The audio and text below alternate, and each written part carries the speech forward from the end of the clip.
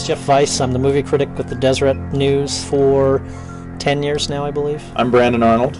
I am a teacher at East Hollywood High School. My name is Mario DeAngelis. I'm a film teacher at East Hollywood High School.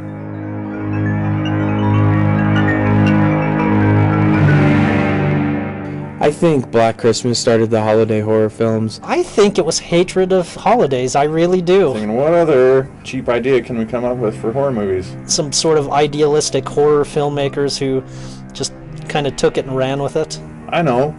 An Easter horror movie. Continued by Halloween, which showed Hollywood that a small independent horror movie could make money. And then that just started the wheels turning with all kinds of movies that tried to mimic Black Christmas and Halloween. You know, they're just these gimmicky things that they couldn't come up with a good story, so I know, let's throw Labor Day in there. Make a Labor Day horror movie. It's edgy. It's something new.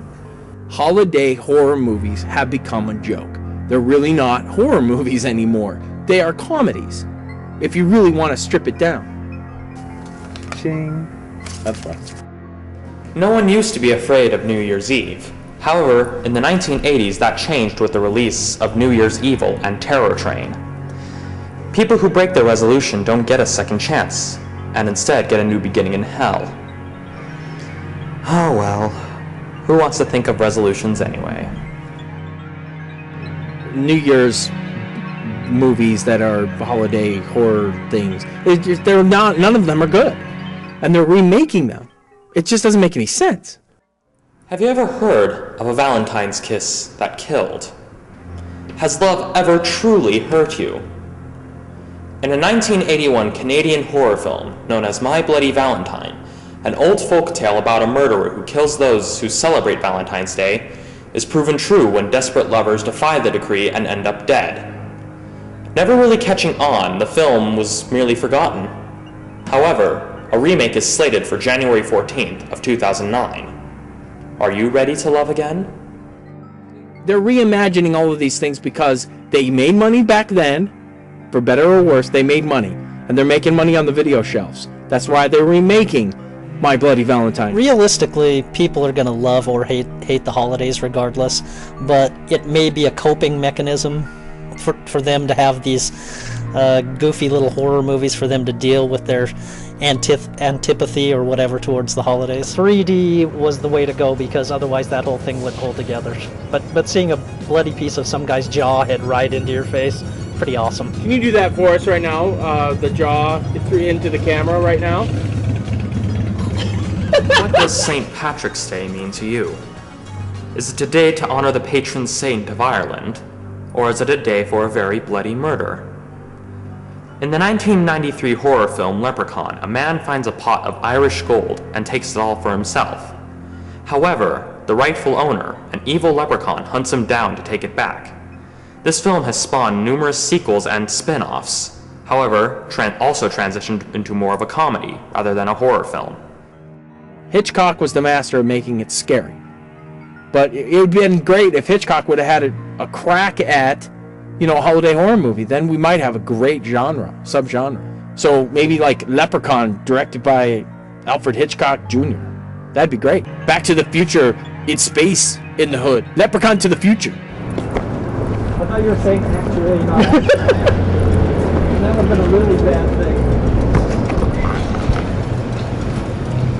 In all its glory. It's a remake of the first 3 movies, actually. Within the first 5 minutes, they remake the first movie.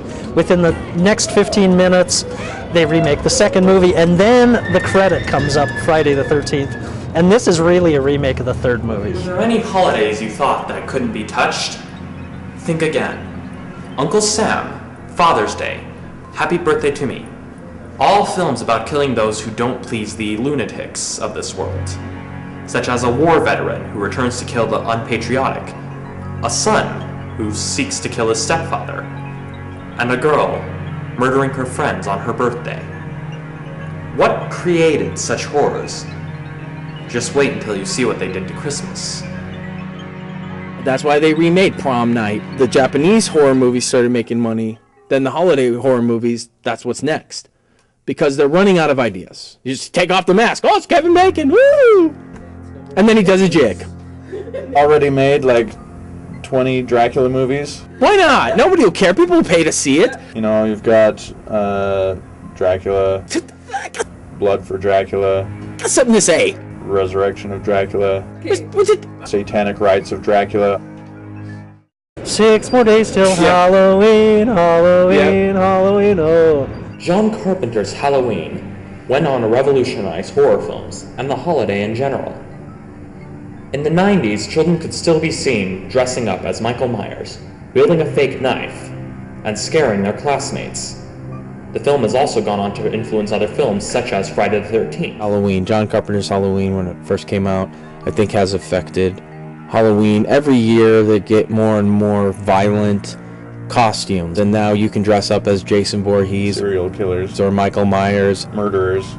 Still influential. I mean, people remember it as being a gory slasher horror film, which is wrong. There is realistically a minimum of violence in Halloween. Carpenter's film is such a masterpiece, and it really sort of set the standard for such things. And of all the movies to remake, that's the worst. The best thing Rob Zombie could have done is make either a sequel or to make something completely different, like Season of the Witch, which is the third Halloween movie, which people sort of forget about. Has Christmas ever been evil? It all started in 1974 with the release of the film Black Christmas, a film in which a sorority house is terrorized by a stranger who makes frightening phone calls and then murders them during Christmas break. However, A Christmas for Satan was never argued about until the release of Silent Night, Deadly Night, a film about a serial killer who dresses up as Santa Claus when he commits his crimes. Mothers took to the streets and picketed in front of theaters, outraged at the fact they took this wholesome family icon and turned it into a sadistic killer. Is it really that far off? But Christmas to me is possibly more horrifying in its own unique way. Santa Claus is a horrifying figure. He's essentially the stalker that's allowed free reign on Christmas. He breaks into people's houses. Sure, he may leave presents, but who knows what else he does while he's there. Silent Night, Deadly Night was hugely controversial. I was in junior high school. Silent Night, Deadly Night came out. And that was sort of the beginning of the whole killer Santa idea. And it just created so much trauma for mothers. Mothers were picketing and calling for boycotts of this film, I remember. There are people unlike myself who have certain fondness for Christmas, who the idea of a killer Santa was pretty much heresy. I mean, he almost has taken on a religious significance to some. The marketing made it worse because the poster, just an axe and a Santa suit with the axe having blood on it, is that it won't go away. I guess they're going to keep polishing that turd. Oh yeah, we need an Easter holiday horror movie about some guy dressing up in a bunny suit jumping on people's heads, and that's how he kills them. An Easter film, because it's got the Jesus mythology to it. That would be the one that would start the controversy all over again. Ching. So it's not going to die. Obviously, they're remaking them. Therefore, they're remaking the franchises. Therefore, Hollywood's going to milk it as much as they can. Haul a piece of crap.